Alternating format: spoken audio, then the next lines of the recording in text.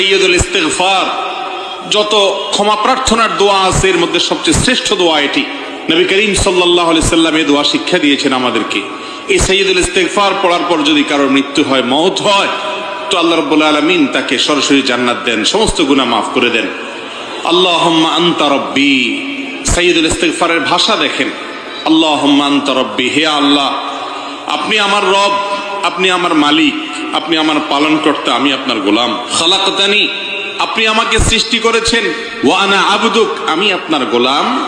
ওয়া আনা আলা আহদিকা ওয়া ওয়া'দিকা মাস্তাতা'ত, আপনি যে আমাকে আপনার রব হিসাবে আমার কাছ থেকে যে স্বীকৃতি নিয়েছেন, আমার কাছ থেকে যে ওয়াদা নিয়েছেন যে আমি আপনার কথা মেনে চলবো, আমি চেষ্টা করেছি, যতটুকু সম্ভব হয়েছে সে অনুযায়ী চলেছি। আবু উলাকা বিনিআমাতিকা আলাইয়া, আপনি আমাকে অগণিত নেয়ামত দিয়ে রেখেছেন, কত নেয়ামতের মধ্যে আমি